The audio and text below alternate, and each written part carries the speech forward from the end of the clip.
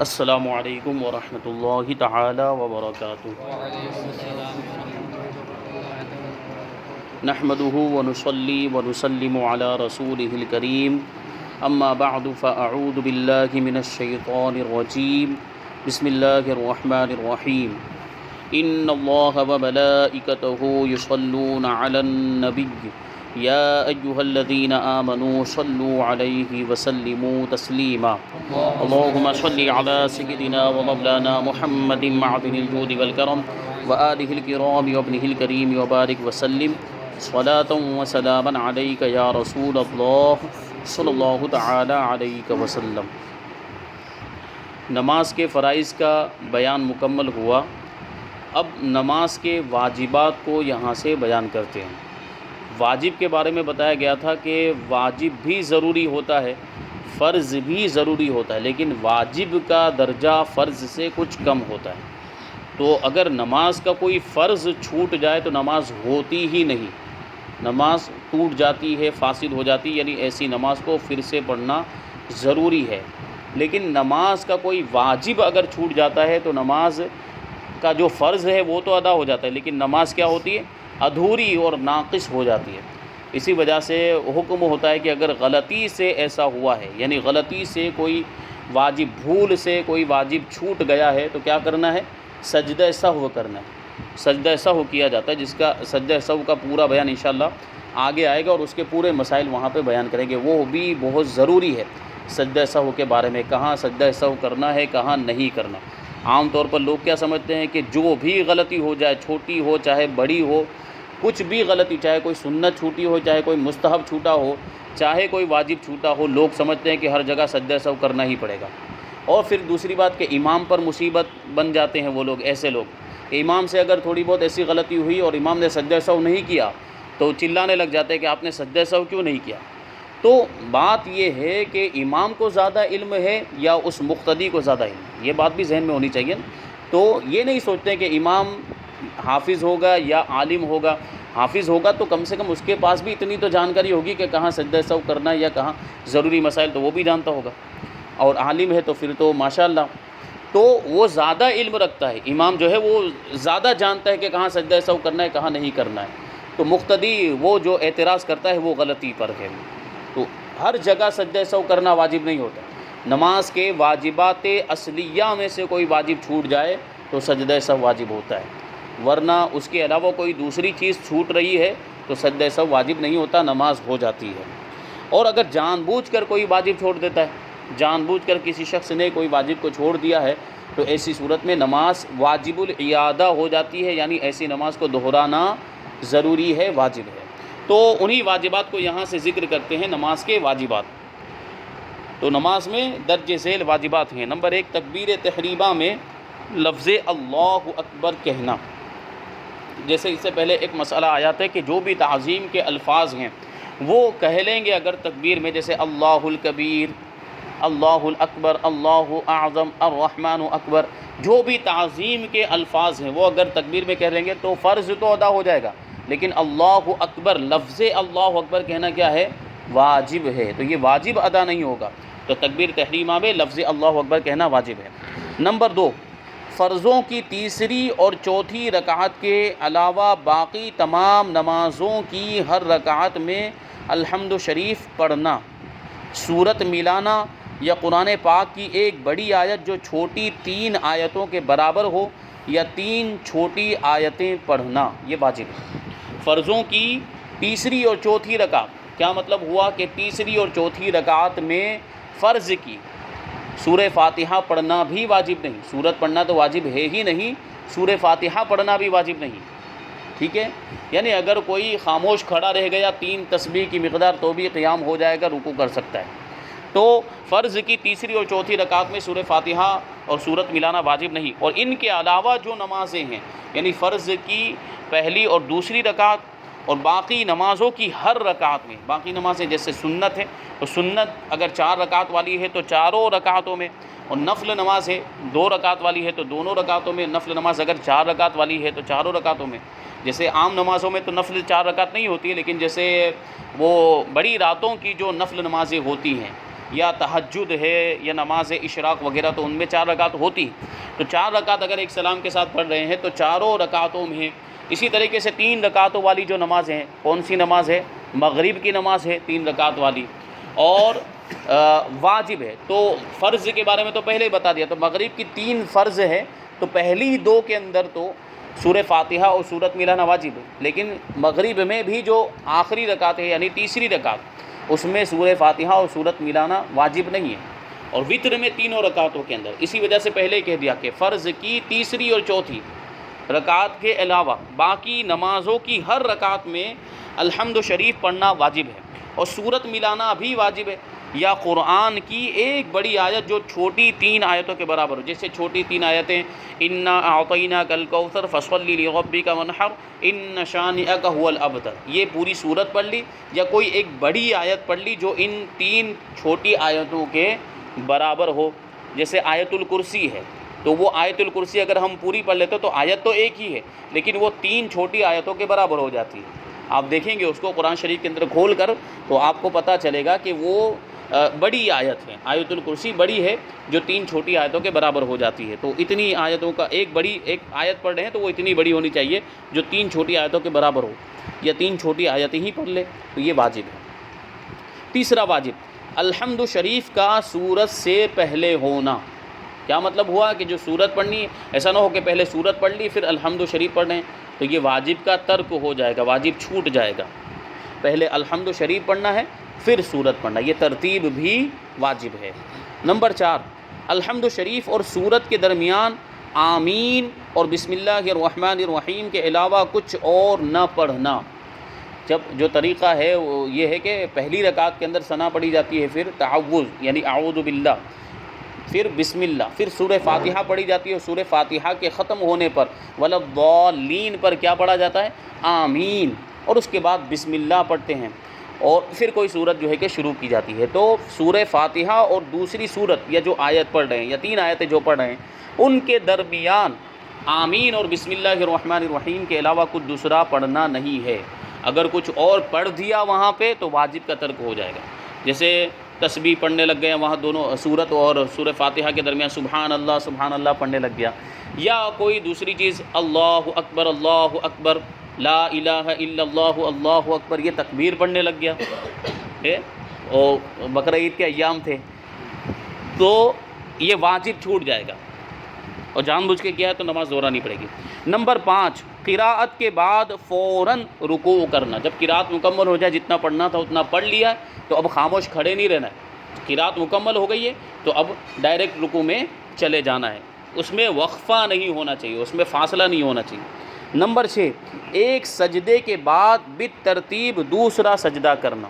ایک سجدہ کر لیا تو اس کے بعد فوراً دوسرا سجدہ بھی ہونا چاہیے، بالترتیب ہونا چاہیے، یعنی بیچ میں کوئی دوسرا کام نہ آ جائے۔ ایک سجدہ کر لیا، اب ہو سکتا ہے کہ کھڑا ہو گیا، اس کو ایسا خیال میں آئے، یا بیچ میں قعدہ کرنے لگا، تحیات پڑھنا شروع کر دیا، یہ بھی ممکن ہے۔ تو ایک سجدے کے بعد دوسرا سجدہ ہونا چاہیے کہ ہر رکعت کے اندر کتنے سجدے ہوتے ہیں؟ 2 سجدے ہوتے ہیں، اور یہ دونوں ملا کر فرض ہے، جو سجود کو فرض فرمایا گیا یہ دونوں ملا کر فرض بنتے ہیں، دونوں سجدے۔ تو بالترتیب دونوں سجدے ہونے چاہیے، ایک کے بعد دوسرا ہونا چاہیے، بیچ میں کوئی دوسرا کام نہیں ہونا چاہیے۔ نمبر 7، تعدیل ارکان، یعنی رکوع سجود قومہ جلسہ میں کم سے کم ایک بار سبحان اللہ کہنے کی مقدار ٹھہرنا۔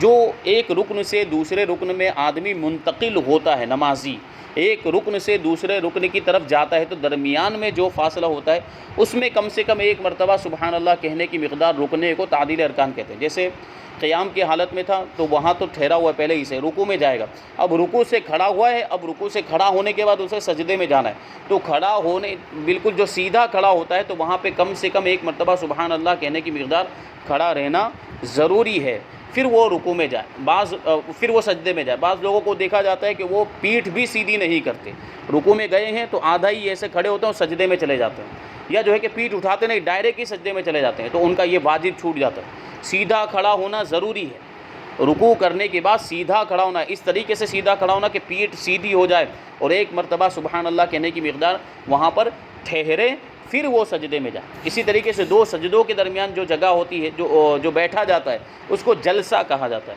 تو اس جلسے کے اندر بھی ایک سجدہ کیا، اس سے سیدھا بیٹھ جائے، پھر اس ایک سجدے کے بعد سیدھا ایسے بیٹھ جائے جیسے قاعدے میں بیٹھتے ہیں، اور ایک مرتبہ سبحان اللہ کہنے کی مقدار رکے، پھر دوسرے سجدے میں جائے۔ تو رکوع کے بعد جو سیدھا کھڑے ہوتے ہیں اس کو قومہ کہا جاتا ہے، اور دونوں سجدوں کے درمیان جو سیدھا بیٹھتے ہیں اس کو جلسہ کہا جاتا ہے۔ تو ان میں ایک مرتبہ سبحان اللہ کہنے کی مقدار ٹھہرنا یہ واجب ہے۔ نمبر 8 قومہ یعنی رکوع سے سیدھا کھڑا ہونا، یہ بھی ایک الگ واجب ہے۔ رکوع سے سیدھا کھڑا ہونا، آدھا ہی کھڑا ہوا پھر رکوع میں چلا گیا تو واجب، سجدے میں چلا گیا تو واجب چھوٹ جائے گا۔ رکوع کے بعد سیدھا کھڑا ہو۔ نمبر 9 جلسہ یعنی 2 سجدوں کے درمیان سیدھا بیٹھنا، یہ بھی واجب ہے۔ نمبر 3 قاعدہ اولا واجب ہے اگرچہ نفل نماز ہو۔ قاعدہ اولا جو پہلا قاعدہ ہوتا ہے نماز کا، جیسے 4 رکعت والی نماز ہے، جیسے 4 رکعت سنت ہے، تو اگر 4 رکعت سنت پڑھ رہے ہیں تو اس میں جو 2 رکعت پر قاعدہ کیا جائے گا وہ قاعدہ اولا یعنی پہلا قاعدہ۔ اور یہ جو قاعدہ ہوتا ہے یہ واجب ہوتا ہے۔ واجب کا مطلب یہ ہے کہ اگر غلطی سے چھوٹ گیا ہے تو پھر کیا کرنا پڑے گا؟ سجدہ سہو کرنا پڑے گا، سجدہ سہو آخر میں کرنا پڑے گا۔ جیسے مثال کے طور پر قاعدہ کرنا تھا 2 رکعت پر، لیکن وہ کھڑا ہو گیا، پورا کھڑا ہو گیا۔ اگر پورا کھڑا نہیں ہوا ہے، بیٹھنے کے قریب ہے، تو لوٹنے کا حکم ہے، لوٹ جائے گا اور وہ قاعدہ کرے۔ لیکن اگر آدھے سے زیادہ کھڑا ہو گیا کہ قیام سے قریب ہو گیا، کھڑے ہونے سے وہ قریب ہو گیا ہے، تو ایسی صورت میں اب لوٹنے کی اجازت نہیں ہے، وہ نماز مکمل کرے گا اور آخر میں سجدہ سہو کرے گا۔ تو قاعدہ اولا واجب ہے۔ نمبر 11 فرض، وتر اور سنت مؤکدہ میں تشہد یعنی التحیات کے بعد کچھ نہ بڑھانا۔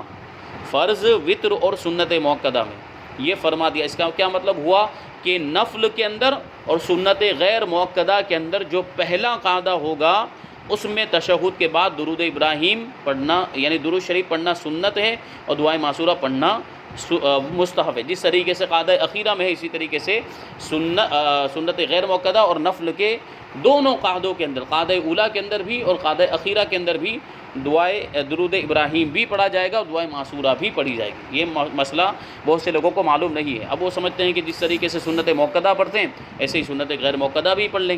تو سنت غیر مؤکدہ اگر کبھی پڑھ رہے ہیں، جیسے عصر سے پہلے جو 4 رکعتیں وہ سنت غیر مؤکدہ ہے، تو اس میں جو پہلا قاعدہ ہوگا تو صرف التحیات نہیں بلکہ درود ابراہیم پڑھنا بھی سنت ہے اور دعائے معصورہ پڑھنا وہاں پر مستحب ہے۔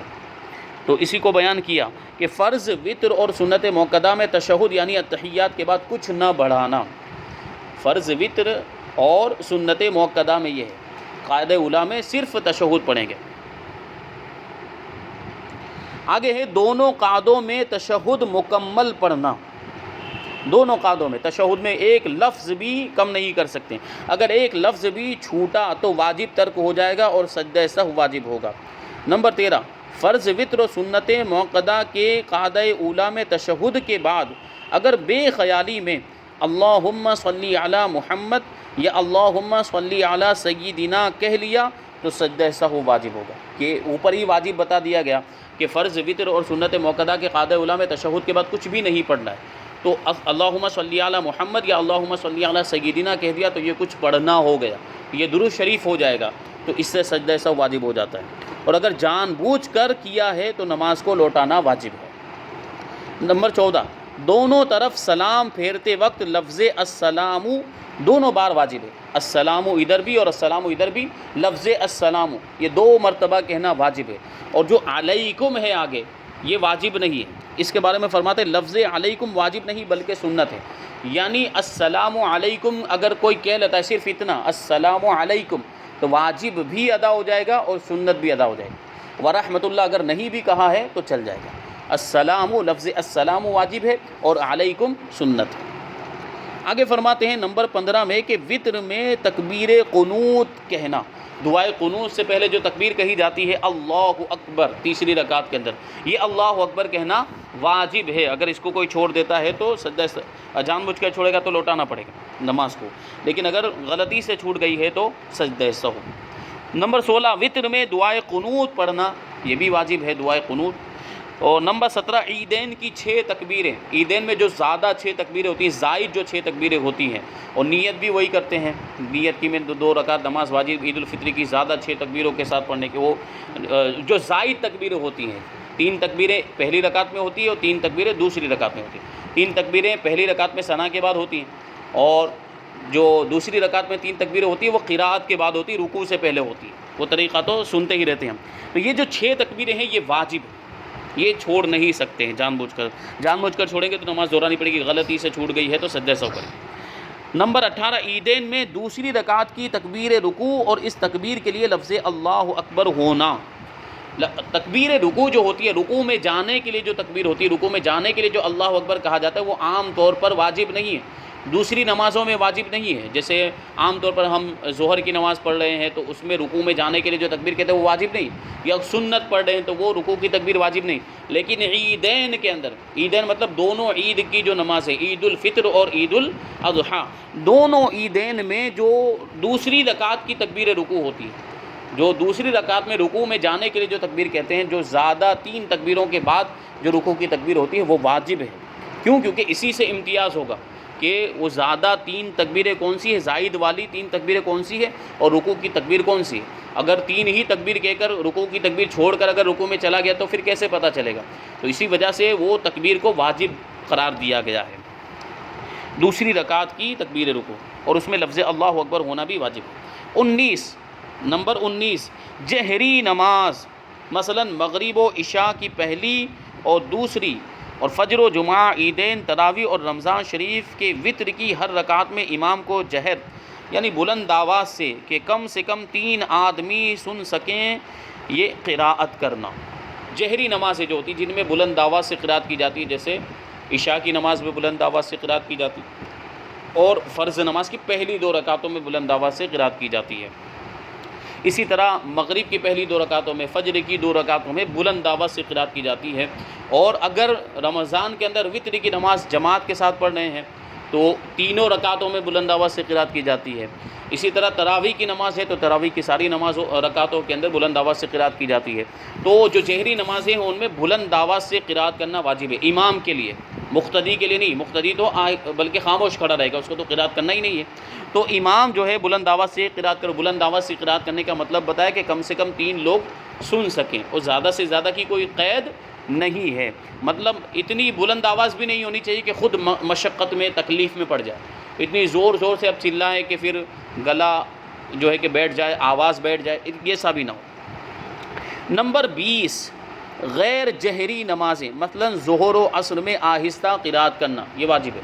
جن نمازوں کے اندر آہستہ قراءت کی جاتی ہے ان میں آہستہ قراءت کرنا واجب ہے.